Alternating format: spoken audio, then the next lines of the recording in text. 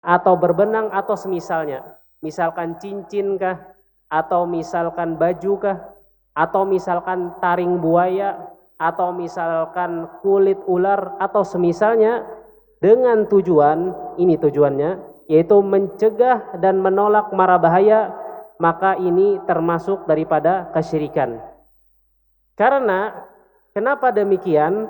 Kata Syekh Muhammad bin Shalih Al-Utsaimin rahimahullah, kullu man athbata sababan lam yaj'ilillahu lahu sababan syar'iyyan wala qadariyan faqad ja'ala nafsahu syarikan Allah. Barang siapa yang dia menetapkan sesuatu yang belum Allah jadikan sebab syar'i ataupun sebab takdir, maka dia telah menjadikan perkara tersebut sebagai tandingan di sisi Allah tabaraka wa taala, yang mana contohnya sebagaimana Allah azza wa jalla telah menjadikan sebab dan akibat di dunia ini, telah menjadikan adanya sebab maka ada akibat, yang mana sebab tersebut terbagi menjadi dua, yaitu sebab syar'i dan sebab qadari. Contoh daripada sebab syar'i yaitu apabila kita membaca Al-Quran, maka salah satu fungsinya adalah dapat menyembuhkan penyakit. Sebagaimana Allah tabaraka wa taala mengatakan fihi syifaa'un linnas. Di dalam Al-Qur'an tersebut ada obat bagi manusia. Di dalam ayat yang lain juga Allah tabaraka wa taala mengatakan wa yunazzilu minal qur'ani ma huwa syifaa'u wa rahmatul lil alamin. Dan kami telah menurunkan dari Al-Qur'an itu sebuah obat dan juga rahmat bagi seluruh alam. Ya, barang siapa yang membaca ayat Al-Qur'an atau menjadikannya ruqyah untuk tujuan berobat karena Allah tabaraka wa taala, Allah bisa menjadikan dengan Al-Qur'an tersebut obat bagi dirinya. Atau juga seperti sebab syar'i yang lainnya, ya, tatkala seseorang atau masyarakat curang dalam perniagaan, curang dalam timbangannya, maka kata Nabi Muhammad SAW, habasa minhum al-qatar. Allah azza wa jalla akan menahan baginya hujan. Contoh yang lain lagi sebab syar'i, tatkala seseorang atau masyarakat tersebar di sana riba, dhahara fihim al-junun, akan tersebar di antara mereka itu kegilaan, ya, menjadi gila dengan sebab syar'i yaitu tersebar riba dan semisalnya. Jadi ada sebab-sebab syar'i yang Allah jadikan hal tersebut dapat membuat akibat yang demikian. Ada juga sebab yang namanya sebab qadari, yaitu sebab takdir. Contohnya apabila seseorang minum obat maka dia sembuh. Contohnya apabila seseorang berusaha dengan sungguh-sungguh maka dia akan mendapatkan hasil yang terbaik.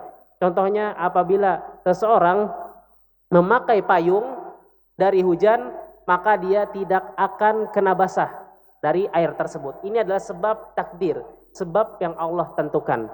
Maka di mana syiriknya tentang bergelang atau memakai benang atau memakai cincin atau semisalnya, yaitu di mana dia menjadikan hal tersebut sebab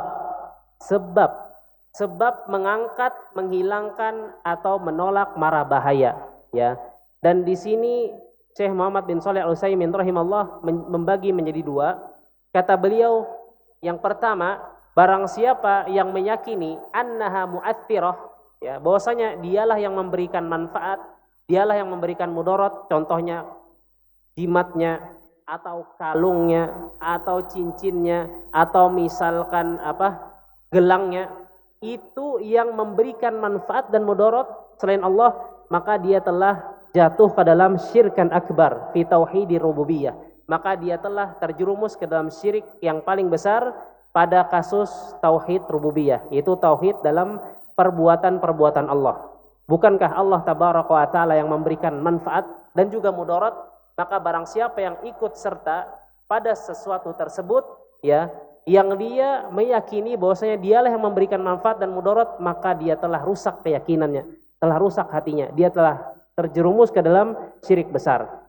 Yang kedua, yaitu apabila dia meyakini bahwasanya itu adalah sebab, ya. Yang pertama, dia meyakini dialah yang beri manfaat dan mudarat.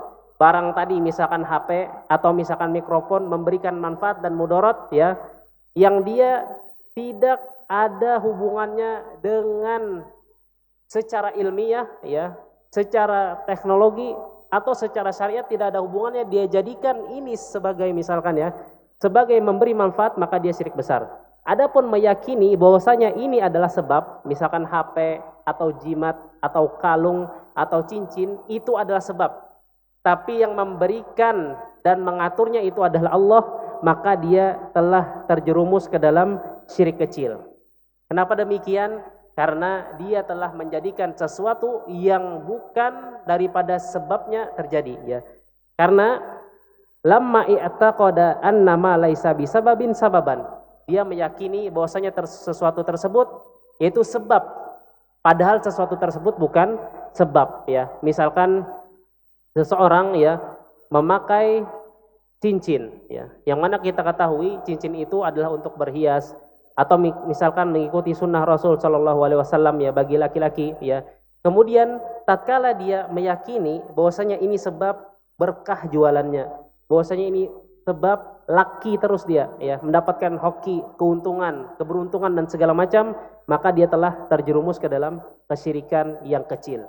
Adapun apabila dia meyakini bahwasanya ini cincin tersebut atau baju tersebut atau juga misalkan sepatu tersebut, ya, yang dia memberikan manfaat secara sendirinya, maka ini termasuk daripada syirik besar. Jadi bab ini menjelaskan kepada kita yaitu tujuan kapan seseorang itu atau perbuatan tersebut menjadi syirik, itu tatkala disandarkan menghilangkan bala dan mencegah bala, yang mana itu adalah khususan daripada khususan Allah. Beda kasusnya apabila misalkan senjata, ya, senjata ini bisa menghilangkan dari musuh-musuh, bisa melawan musuh, bisa mencegah dari mara bahaya, maka dia yakini ini menjadi sebab dia terlindung, maka ini bukan syirik, ya, maka ini bukan syirik. Kenapa bukan syirik? Karena dia adalah sebab yang qadari, ya, yang telah ditentukan secara takdir, dia dapat membela diri, dapat melawan musuh. Adapun seperti cincin atau HP atau semisalnya yang dia bukan sebab dari hal tersebut, maka ini yang hati-hati, ya. Maka ini yang dapat diwaspadai, ya. Di sini Syekh Muhammad bin Abdul Wahhab rahimahullahu taala membawakan ayat Allah di dalam surah Az-Zumar ayat ke-38. Allah tabaraka wa taala berfirman, "Qul afara'aitum ma tad'una min dunillah in aradani Allahu bidurrin hal hunna kasifatu durrih." Yang mana artinya, katakan wahai Muhammad, ya, katakan wahai Muhammad kepada orang-orang musyrik Makkah dan semisalnya, ya, apa saja yang kalian sembah selain Allah, jikalau Allah tidak menginginkan kepadaku, kepada saya, kata Nabi Muhammad SAW, keburukan, apakah mereka bisa mengangkat keburukan tersebut, ya? Jikalau Allah, ya, menginginkan kepadaku keburukan, kata Nabi Muhammad SAW, ya, apakah mereka berhala-berhala tersebut bisa menyingkirkan, bisa menghilangkan kemudaratan dari diriku, ya? Di sini Nabi Muhammad SAW mengajak orang-orang musyrik untuk berpikir, ya, untuk memakai akalnya, ya, yang mana kita ketahui mereka saja tidak bisa memberikan manfaat dan mudarat kepada dirinya sendiri, sebagaimana kisah nabi-nabi dan rasul terdahulu, seperti kisah Nabi Ibrahim alaihissalam, ya, yang bahkan dia diserang, dikapak dan semisalnya hancur, kemudian kapak tersebut diletakkan di berhala yang paling besar.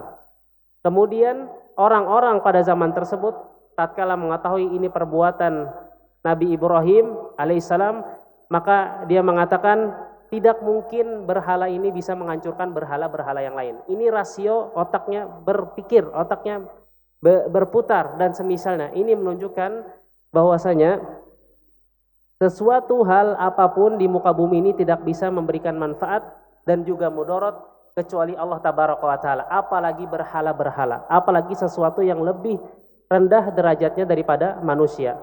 Nabi Muhammad SAW pernah mengatakan, "Lawijtamal ummah," jikalau umat itu bersatu untuk memudaratimu terhadap sesuatu hal dan Allah tidak akan memudaratimu, maka hal tersebut tidak akan terjadi.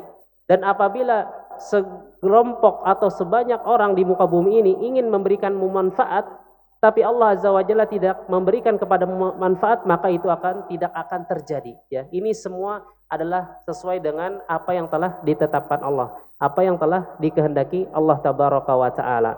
Maka hubungan ayat ini dengan bab, yaitu bahwasanya ini adalah contoh dari Nabi Muhammad dari Allah tabaraka wa taala akan penyandaran orang-orang musyrik kepada berhala-berhala yang dia mengangkat atau menghilangkan bala ya. Jadi mereka meyakini berhala-berhala tersebut bisa menyingkirkan mudarat, bisa menolak mudarat, dan Allah azza wa jalla menyuruh Nabi Muhammad untuk mengatakan kepada mereka supaya mereka berpikir apakah itu benar, apakah itu salah, dan semisalnya ya. Jadi ini adalah salah satu bantahan dari Allah tabaraka wa taala kepada manusia, apakah yang dia sembah, apakah yang dia anggap itu memberikan manfaat dan mudarat itu benar-benar terrealisasi apa tidak ya. Ini yang telah dijelaskan oleh Allah azza wa jalla di dalam surah Az-Zumar ayat ke-38 ya. Jadi Syekh Muhammad bin Abdul Wahab mengatakan ya, yang dibawakan oleh Syekh Muhammad bin Shalih Al-Utsaimin, kata beliau, Syekhul Islam Muhammad bin Abdul Wahab la yunkiru sabab as-sahiha li raf'id awid daf'i. Syekh Muhammad bin Abdul Wahab itu tidak mengingkari sebab sahih ya untuk menolak atau menghilangkan mara bahaya ya. Seperti tadi misalkan senjata ya, atau misalkan juga obat ya. Ini adalah sebab sahih ya, sebab yang telah diteliti secara ilmiah, sebab takdiri. Kita yakin itu adalah sebab kita sehat, itu adalah sebab kita terhindar dari musuh-musuh, maka ini tidak mengapa ya. Masalahnya apa? Wa inna ma yunkiru as-sabab ghairus sahih. Kan tetapi beliau ingkari di sini adalah mereka orang-orang tersebut senantiasa menyandarkan sesuatu yang itu sebabnya tidak benar ya. Yang itu sebabnya tidak benar. Masa iya sih kalung, masa iya sih gelang, masa iya sih cincin bisa mendapatkan kekayaan, masa iya sih dapat mendapatkan keberkahan, masa iya sih dapat mendapatkan laki, itu belum tentu ya. Itu tidak ilmiah, itu cuma perasaan saja ya. Dan ini di dalam syariat ini telah diajarkan kepada kita semua ya, bahwasanya kepercayaan atau keyakinan itu harus secara ilmiah, harus secara terbukti dengan ujian ya.